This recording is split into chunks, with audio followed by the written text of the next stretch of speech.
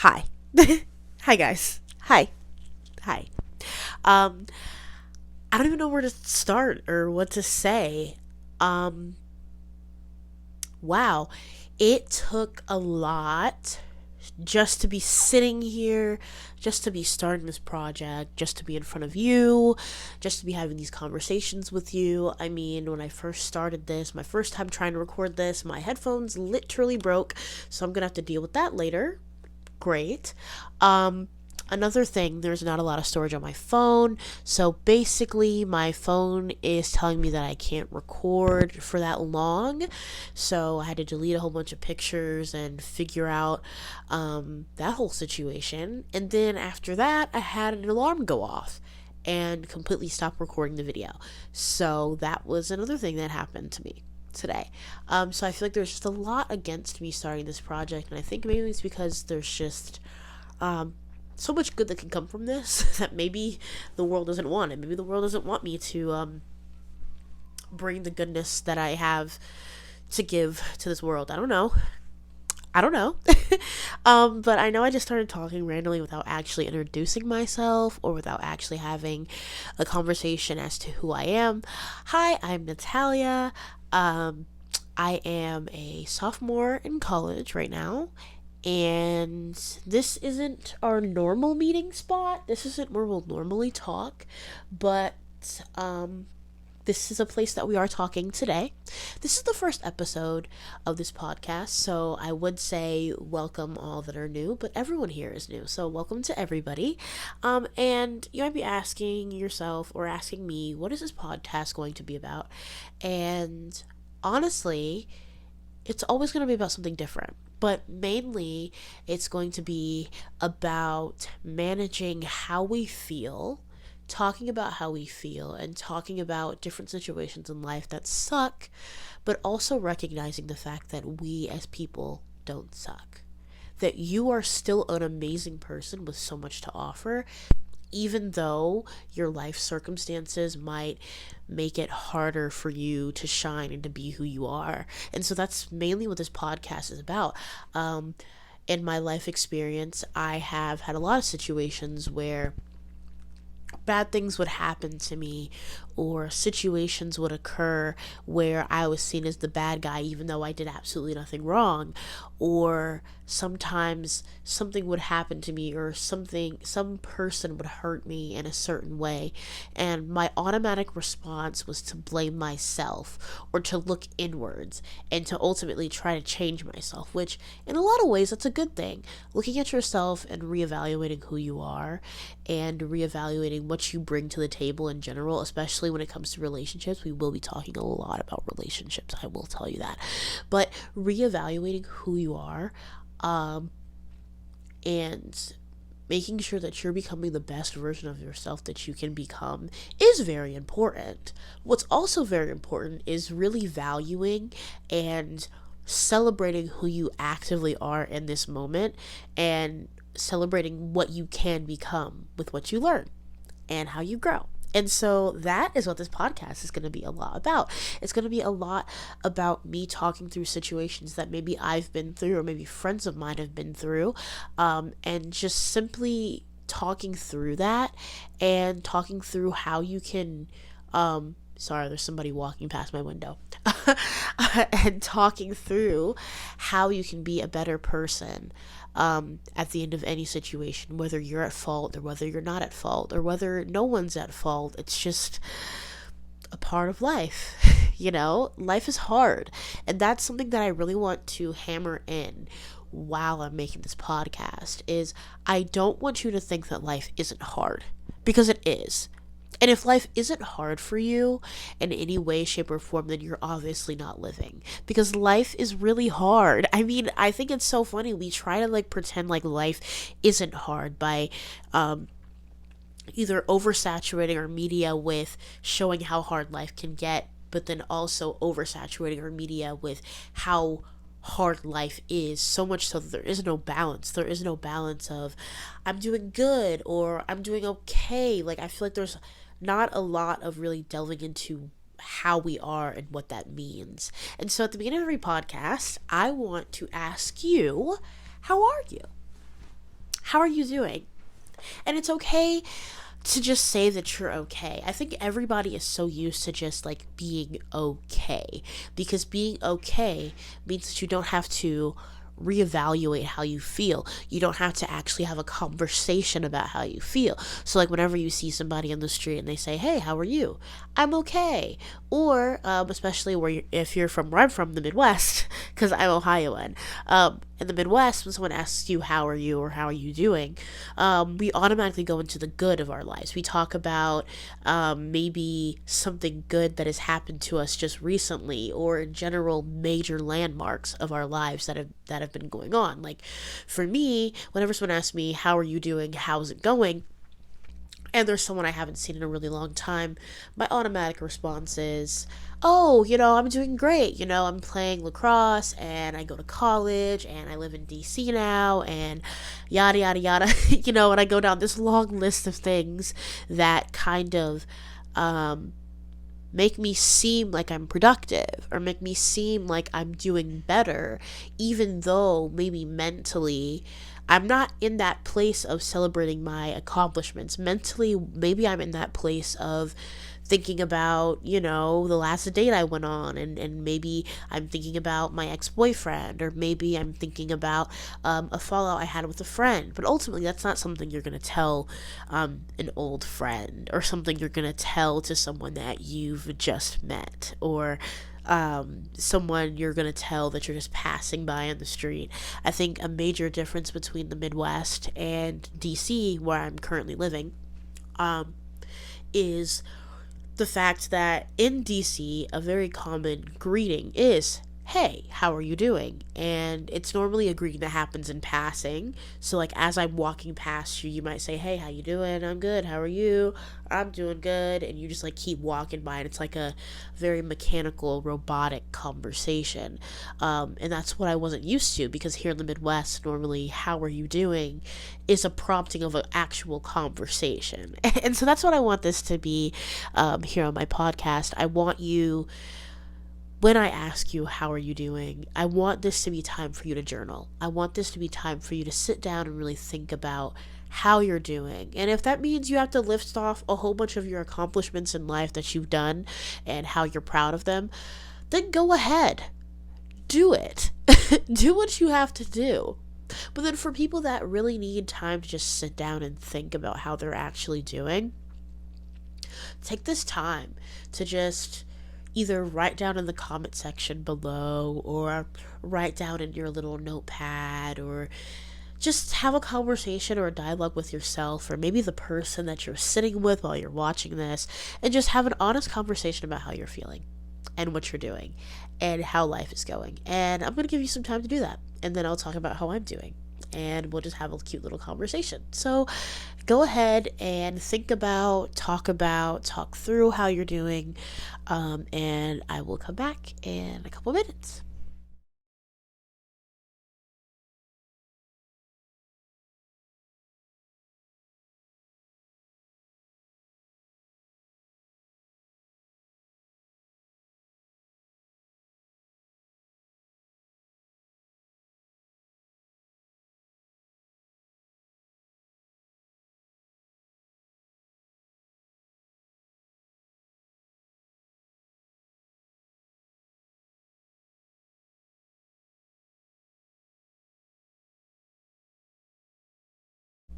Alrighty. Depending on how you're feeling and what you put down, um, I really hope that you're able to look over what you wrote, or look over what you did, or look over, or think about the conversation you just had with your friends or family that have been around you. And you really just took that moment to really just express something, whether it was positive, whether it was a negative. I think every person in this world deserves to have a place to just communicate how they feel, and to communicate what's been going on in their lives. For me personally, if you were to ask me how am I doing, I've been sick lately. I don't know if you can tell if you're watching this as a video. My eyes are a little bit red, mainly because I've just been dealing with a lot of congestion and right now I am actually back in my hometown, home state of Ohio, and I'm in my this is my high school room. This is the room that I was in all 4 years of high school, and it's so good to be back. But I have a stuffy nose and I have a bit of a cold. The I've only been here for about 2 days. I left DC about 2 days ago, and I had a cold before I even left DC. And so that kind of put a damper on my excitement to be back in Ohio. But I really do feel good. But the main reason why I had that whole conversation about feeling the need to give only positive updates in your life is because just yesterday I went to a high school reunion. And oddly enough, I've only been out of high school for 2 years. It was a little like luncheon for the past like 5 classes that have graduated. So I graduated in 2022, but up to, I think it was like up to 2019. They said 2019, and even I think even more class could go. I don't remember because I didn't actually get the invitation. My friends in the group chat posted the invitation, and I haven't really been feeling well lately. I don't know if you can tell, I sound a little stuffy. So to be able to see them was really exciting, but being able to see them while also not feeling well wasn't the best. But when I was there, I was approached by many of my old teachers. I think my old principals were there too, and even some people from my past that I really didn't want to see were there as well. And so it's so easy to go to events like that and only want to talk about like the positive that you're doing in your life, even if those positive things aren't necessarily your highlights. If you were going to talk about any highlights in your life, I probably wouldn't say the best thing that's happening to me right now is the fact that I play college lacrosse. Of course, I love playing college lacrosse. It's one of the fun things in my life, but it's also one of the most draining parts of my life. The same way I wouldn't talk about the fact that I'm a swim instructor. It is one of the joys of my life. I do love doing it, but does it tire me out? Yes. Yes, it does. It tires me out a lot. And so it's so easy to like want to brag or want to like kind of list off all these different accomplishments, because that's what people who look at you and see you as alumni of their institution want to hear. They want to hear positive feedback. They want to hear that you're doing great. They want to hear that you're changing in the community the same way that you changed their high school community.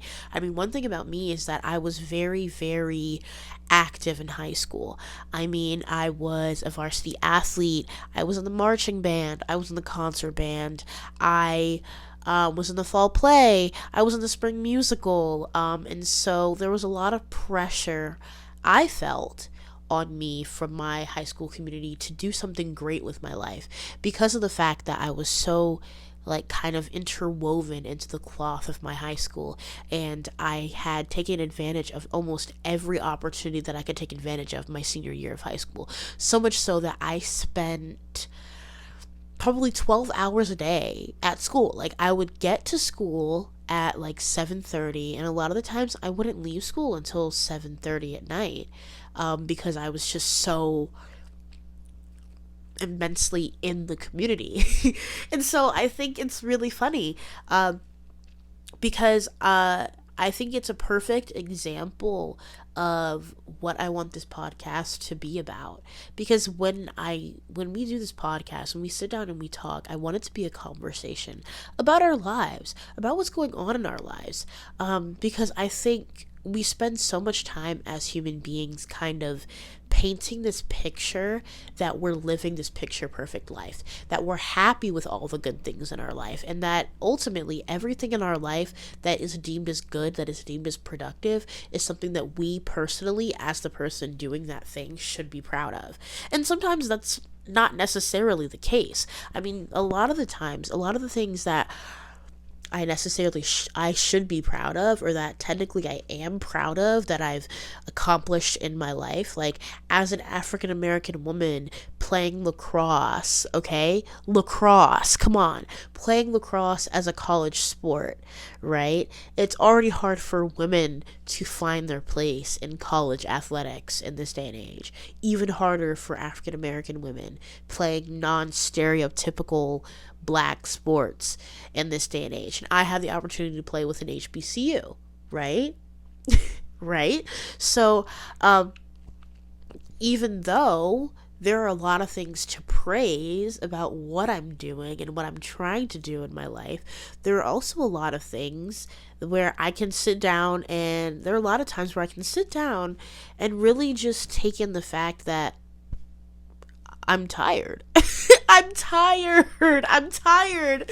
I'm tired. And I'm tired of gloating about things that in my everyday life I actually feel indifferent about, because a lot of the times the things that I am gloating about, or the things that I am bragging about to people that want to hear how I'm doing, they're actually things that overwhelm me and stress me out.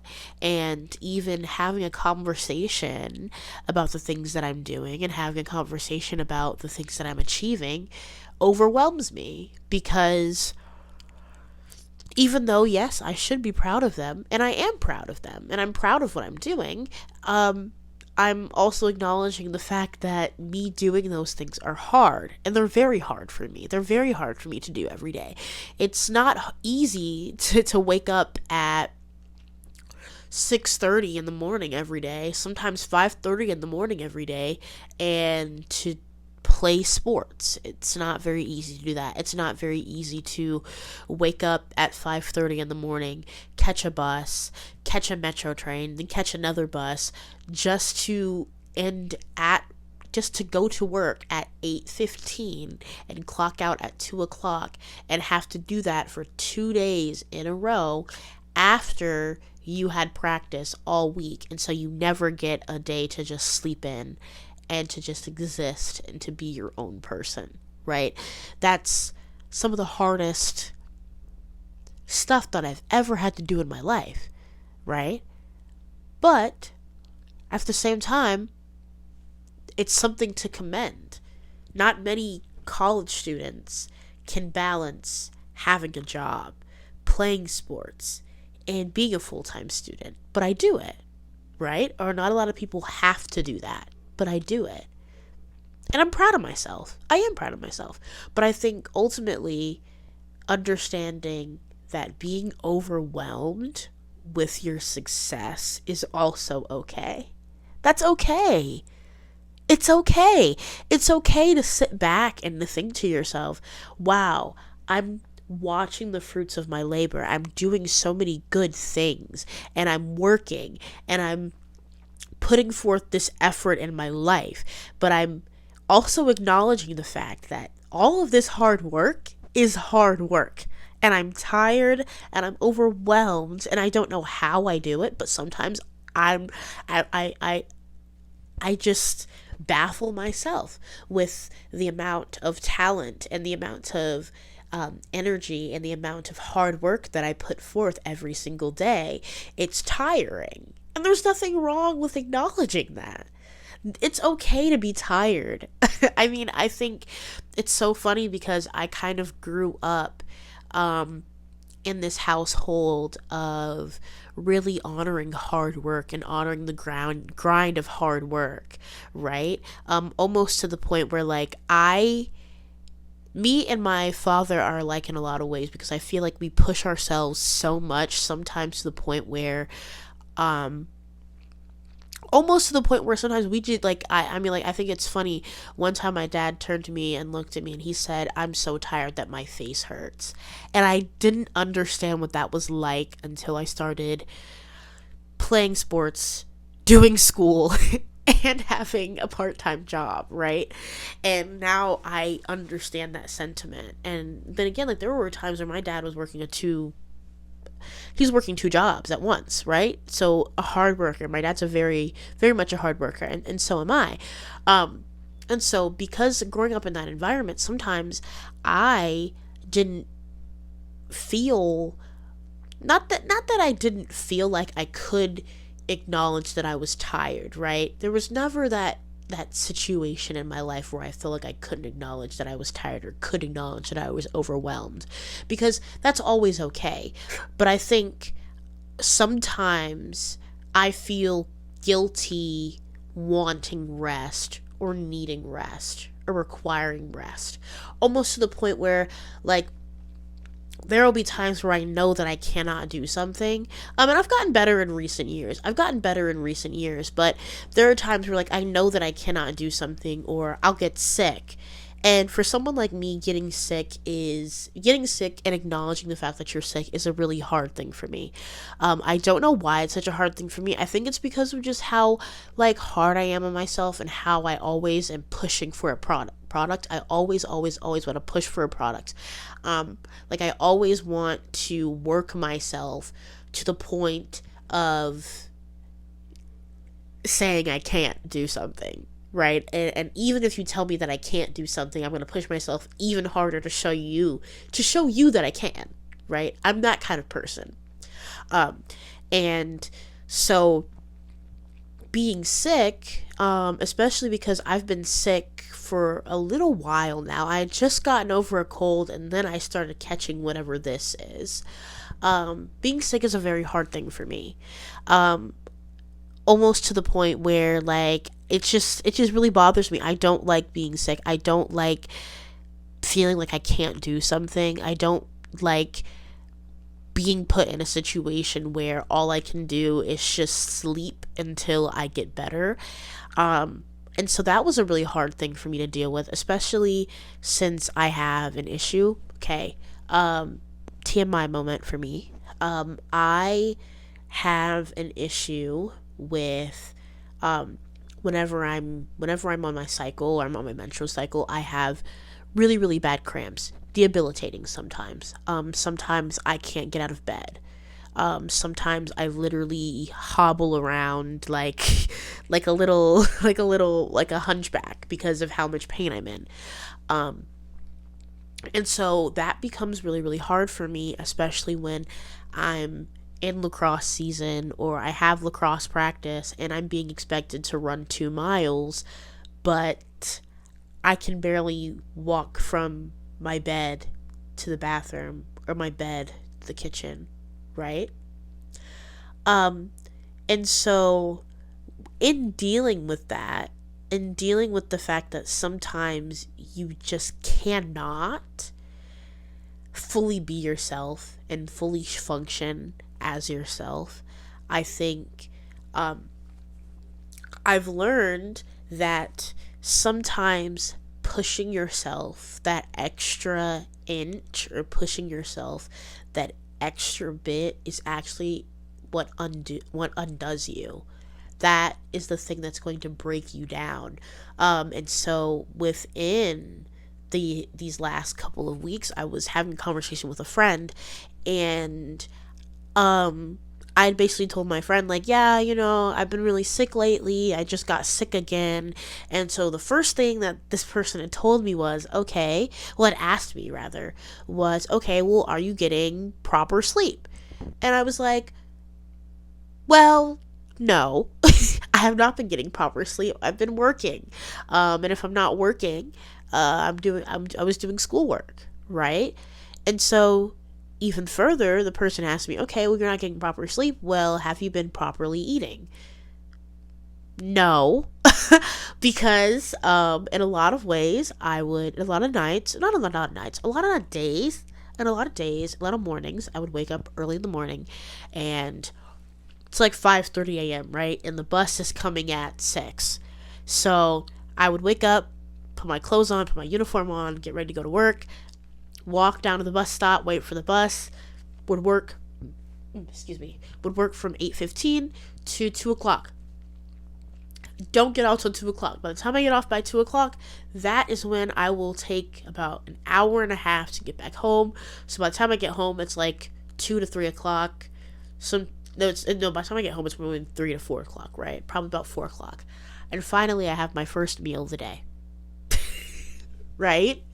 And so I was really running on a meal a day kind of schedule. And so at that point, I realized that I was prioritizing everything else but myself. Even my own mental health. I wasn't taking time to sit down and really process what was happening to me. I mean, in the past couple of weeks, I have had some of not the craziest situations, but it's gotten to the point where, like, I have oversaturated my life with work and busyness and trying to keep together what I can keep together, so that I can continue to function. I've been using work as a distraction, right? I've been using work as a distraction from everything that's been happening to me. Like, for example, I had a guy who I was really, really into. We had planned a date, and I was ready to go on the date. I was really, really interested in this guy, and he canceled on me. And he said, okay, we can do it next week because, I know you're really busy with work, so we can do it next week. Next week comes, we plan this date. All of a sudden, he's talking about how, he's still in the military and he's moving away, in the next month. He doesn't know why he even talked to me, because he knew that he was going to be moving away, and he really liked me and we had a lot in common, but sorry, I'm literally moving to another country by the end of the year. What? And so of course I'm going to bury myself in work. I'm going to continue to do what I have to do, but never really mentally processed that, right? Found out another guy that I really like got a girlfriend. Okay, cool, great, right? And then overall, like, dealing with this sense of I can't say the word. I'm just gonna make up a word. Inadequacy. I don't know if that's actually a word, but I'm going to say it this way. Feeling inadequate because you're still single in this day and age, at your age. I'm 19 years old, right? Plenty of time to get out there, to find someone, to find my husband, to find who I want to be with for the rest of my life. But in this day and age, there is a huge emphasis on relationships and making those who are single feel less than because they aren't in relationships. I think a big example of this is if you look on Instagram Reels, the amount of romantic content on Instagram Reels, the amount of dating coaches and the amount of date ideas and the amount of especially in this day and age, in this time frame, like, we are starting this podcast unironically during quote unquote cuffing season, which is like when it's cold outside and everyone wants to cuddle with somebody, right? We're really starting this at the perfect time to talk about relationships and relationship problems.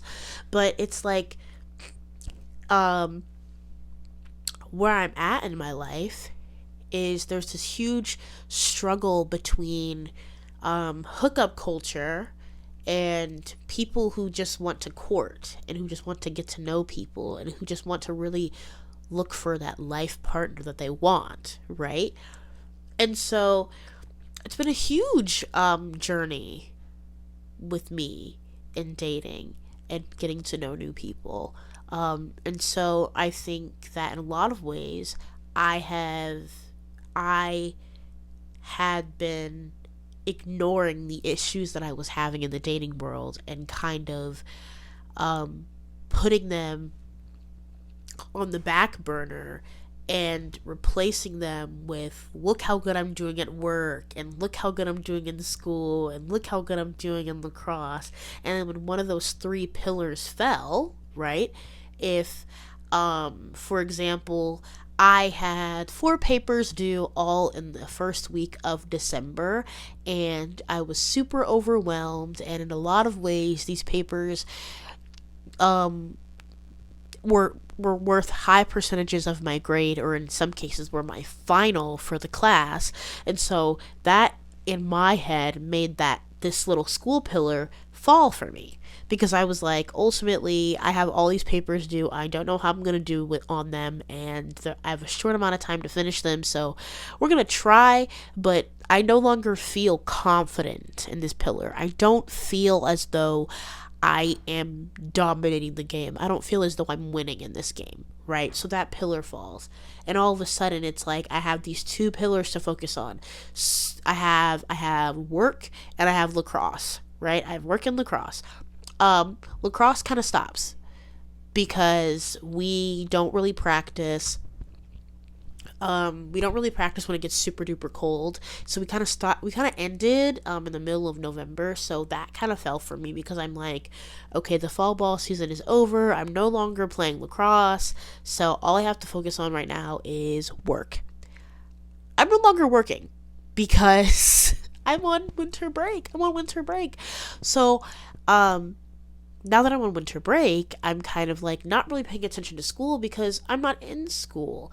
So now we get to this point that here I am, someone who gets really anxious when I don't have something that I'm supposed to be doing, or gets depressed when I feel like I don't have a purpose, right?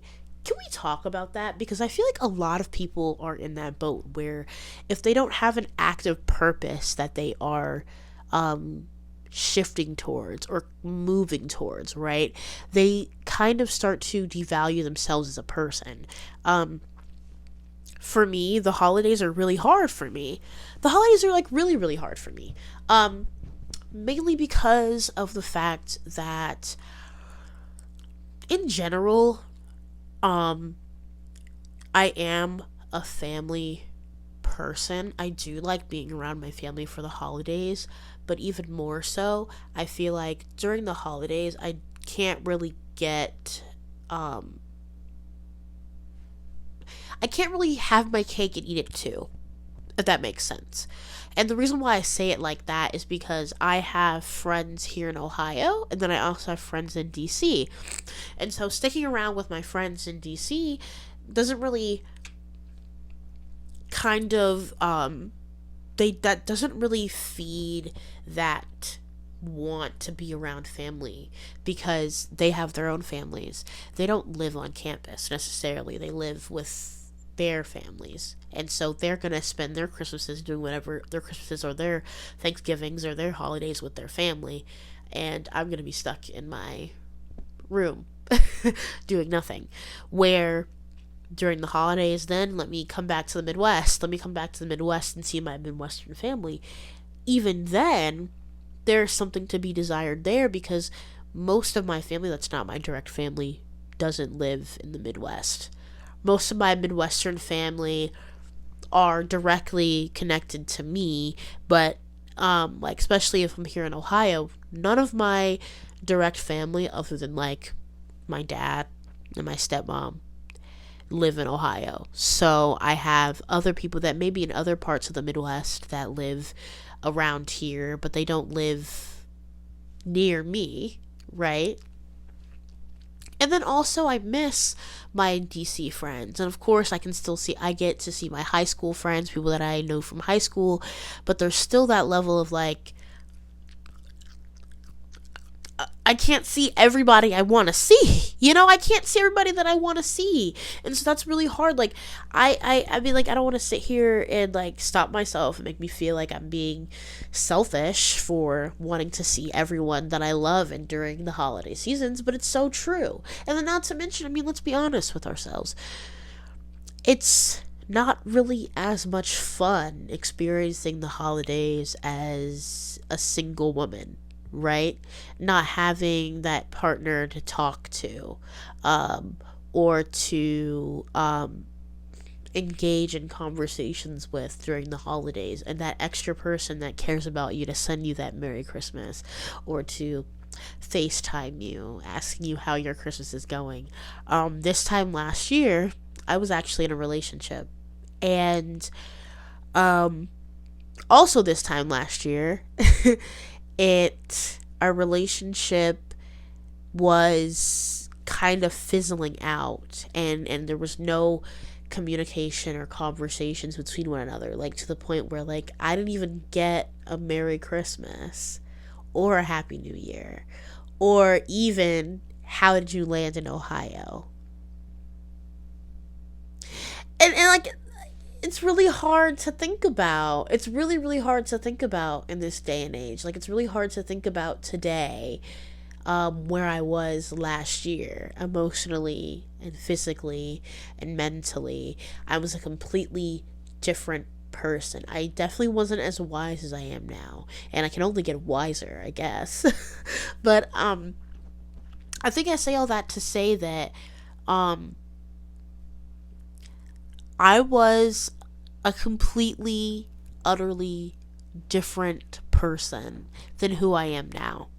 And that is something that I'm both equally proud of, but I'm also reserved about, because I don't know what is to come. I don't know who I'm going to be. I know who I want to be, but I don't know who I'm going to be. And that's something that really scares me. I don't know if that scares you. Like, I wonder, do you ever, like, think to yourself, like, this is who I want to be, right? And this is who my goal is to be this person. But ultimately, I don't know who I'm going to be. Like, do you ever get anxious about who you're going to be in life? Because, I mean, at the end of the day, at this point in our lives, all we can really do is shoot for the moon and hopefully land on a star, right? I mean, we're talking about, like, careers. Like, think about it. I don't know where you are in your life journey, obviously, but in my life journey, I am a sophomore in college. I don't know if I've already said that, but I'm a sophomore in college, and the biggest part about being a sophomore in college and being 19, I'm a 19-year-old sophomore in college. I know, that's really weird to think about, but I'm exceptionally young, and I'm being put in this position where I'm going to school to figure out what I want to do with the rest of my life, and I don't necessarily know what I want to do with the rest of my life. I have visions, I have ideas, I have passions, and I have things that I like to do. But what I like to do and what I know I like to do doesn't really line up with what I'm going to school for. So right now I'm going to school for psychology, and I'm going to then go into a graduate program for Homeland Security. But right now, I'm really, whenever I, like, apply for jobs, I'm doing a lot of childcare work. I'm taking care of children, and I love kids. Like, I love taking care of kids, and I love being in the childcare industry. But I'm going to school to do criminal profiling. So that's really been a weird kind of turn of events for me. The fact that I'm actively going to school for something that I'm not actively participating in the work field. Because over the summer I'm a summer camp counselor, and then right now I'm a swim instructor for little kids. So I work with kids as young as 4 months and as old as, I think, 12 maybe. I don't exactly know the oldest the kids can be. I've never really asked that question. Maybe I should start asking that question. I don't exactly know. But then again, I've only been working there for a little bit, so I don't know. I don't know. But yeah. Um but yeah, as far as my career aspirations go, I don't know what I want to be or what I want to do, but I've known from a very young age that I wanted to be known for something. I want to be known for something. Like, I want to do something in this world. I want to leave this world better than I found it. And I want to touch people's lives. I think it's really funny because last year, no, not last year. It was literally just a couple months ago. Um, I was dealing with a lot of issues of not really knowing my purpose, not really understanding my purpose. And I learned through working as a summer camp counselor that my absolute love in life is really just touching people and planting a seed in people. I really love like being able to just impact someone. To be able to just like, I don't know how to explain it. Like, I love motivating people. I love making people feel more like themselves. And I really do just love empowering people to be themselves and to show who they are in every way, shape, or form. And I love that. I love being able to just like plant myself into someone's life and to just watch them become more like themselves and become more proud of who they are. And so I remember, I think it was like a couple months ago, I was dealing with a lot of mental health issues. I was dealing with a lot of depression, really. And one of the major sources of my depression, oddly enough, wasn't the fact that I was single or dealing with dating issues, but more or less the fact that I didn't feel as though I was impacting enough people. I didn't feel as though I was reaching out and impacting people and showing people that they are loved and that they are cared for. And I mainly felt so strongly about that because I felt like I couldn't do that for myself. So it made it very hard for me to do that for other people. I was heartbroken in a lot of ways. I was heartbroken that I wasn't able to love on other people the way that I wanted to love on other people because I couldn't love on myself. I couldn't motivate myself and be there for myself. And so because of that, it was a really, really hard couple of months. But I think right now I've been working a lot on just pouring into myself first, not expecting others to pour into me first. And that's something that I really want to focus on in this podcast in general. Like, I know that it just feels like I've just been rambling or just talking about random stuff. I'm sorry. But the main objective of this podcast I want you to leave every episode a better person, or not really a better person, but with a better understanding of how to navigate your feelings and how to not give your feelings power. Because I feel like feelings should be acknowledged, but feelings should be acknowledged, but feelings should not have power over you. I'm going to say that again. Feelings should be acknowledged, but they should not have power over you.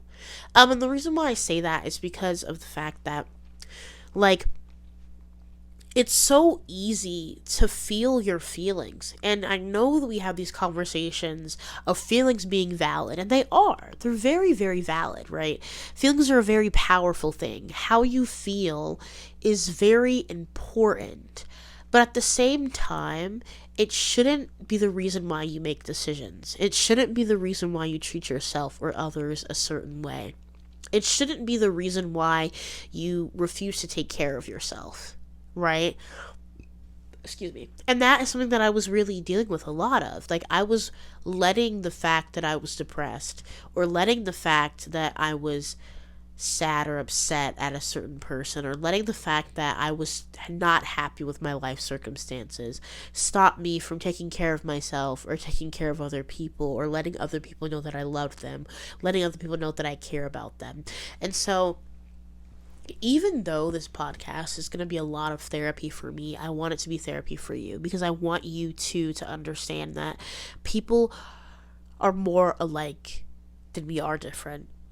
I think it's really funny because we all kind of are living in this world, and we're not branching out or reaching out, because we think that we think that everyone's human experience is so different. And it is, in a lot of ways. It is so different. But there is a certain makeup in human beings that makes us more similar than we like to admit, and than we even think. And I think that every person is kind of living their lives in this, that they're living their lives in this vacuum of their own thoughts, and thoughts that are like them, right? Where ultimately, when something bad happens to us, we kind of let ourselves stay in this echo chamber of thoughts of, why did I do that? Why did I do that? Why am I the way that I am? Why did I involve myself in this with this person? Why did I do whatever? When in reality, we're taking all of these negative thoughts and we're keeping them in this one spot, and we're not recognizing the fact that we can easily branch out and talk to other people and realize that maybe someone else has gone through this situation. Maybe someone else is just like me. Maybe someone else is dealing with valuing themselves and having an issue with valuing themselves in hard situations, and picking themselves in hard situations, right? And so that's what this podcast is really going to be about. It's going to be about certain situations that we all go through as people, right? Or maybe you've gone through as a person, maybe you haven't gone through as a person, right? And really focusing on picking ourselves over the negative of the situation, or what we've done wrong. Picking ourselves, meaning understanding our value, understanding that we have value, understanding that we are valuable people, and even though maybe we are the sole reason why we're in a situation, maybe we're not the sole reason we are in a situation, but no matter why we're in the situation that we're in, we're choosing to better ourselves, value ourselves, and only be positive to ourselves. Because at the end of the day, even if we are in a negative life situation, being negative towards yourself in a negative situation doesn't help. Okay? Sitting there and blaming yourself for why you can't get a boyfriend, sitting there and blaming yourself for why you're not attractive enough for men to approach you, sitting there and blaming yourself for why you don't feel like your friends actually care about you or support you the way you feel that they should, right? Or sitting there and blaming yourself for that one time you might not have been as nice as you really should have been in a certain situation, or blaming yourself for whatever honestly, even though most of the things that I've said do apply to me and do apply to most people in general, you can literally put any type of situation in the world, fill in that blank, right? Fill in that blank with absolutely anything, right? And understand that you can't keep blaming yourself. Blaming yourself doesn't make you better, okay? The funniest thing I think my roommate Michelle ever says, and maybe one day we'll get her on the podcast. Maybe one day we'll get her on here. The funniest thing that my roommate Michelle always says whenever I say sorry is, I always say, like, as a Midwesterner, it is normal for us to say sorry even if we don't actually feel bad for what we did or how you feel. It's more or less like, sorry that you feel that way. So, like, for example, like, if I say a joke and you didn't think it was funny, I'll say sorry. Not sorry that I made the joke, but sorry that this situation is awkward, sorry I made you feel that way, type of thing, right? And so the funny thing is, whenever I would say sorry, or whenever I say sorry too much, she says, don't say sorry, be better, right? And though it's really, really funny, I think it's a really cool mantra for life, because blaming yourself is the same thing as saying sorry, right? Because when you blame yourself for something, all you can really do is say sorry to yourself. But then again, what did I learn? Like what did I learn? How am I getting better, right? How can I sit there and be like, I feel sorry that I'm gonna random example. Biggest example. I feel bad that I can't find a life partner, and I'm blaming myself that I can't find a life partner, that I'm still single. I'm blaming myself that I'm single. Okay. What are you going to do about it? What are you going to do about it? I mean, even using an example of trying to find a relationship is really hard. But I think at the end of the day, when it comes to relationships, or when it comes to being compassionate, for yourself, or showing compassion for yourself, the best thing that you can do in a situation like that is, instead of saying, I'm sorry I can't find a life partner and I'm blaming myself for not being able to find a life partner, just instead put yourself in a situation where you are constantly getting better, and you're constantly being a better person to yourself, and you're constantly being a better person to other people. And after a while, people will be attracted to the fact that you are attracted to yourself. People are going to be attracted to the fact that you put in work towards yourself, and that you're constantly getting better for yourself. That is attractive. Being good to yourself, loving yourself, being there for yourself, supporting yourself no matter what, is attractive. It's an attractive quality to have. Okay? So I think this is probably where the podcast will start to wind down. I'm so happy that you joined me today. I'm so excited this podcast is coming into the world, and it's actually being born, and it's actually happening, and it's so exciting. I'm so happy that you got to join me today for my welcoming episode. I really hope that you enjoyed it. I enjoyed spending time with you today. Remember to love yourself. Remember to be compassionate towards yourself. Self-compassion is hard. It's a really, really hard thing, and it's easier said than done. But the quicker that you can do it, the quicker that you can put it into practice. And throughout this podcast, I'm sure I'll give you more tips and tricks on how to be compassionate to yourself. But ultimately, the quicker that you start putting self-compassion into progress, the more people are going to be compassionate towards yourself. Because at the end of the day, the only person who can really love you the way you deserve to be loved is you. And you need to love yourself so that other people can see and have an example as to how to love you. And so ultimately, I think right now, the best thing that you can do for yourself, at any rate, is to just love yourself, be self-compassionate, be compassionate towards others, and I will see you in the next one. Thank you so much for joining me.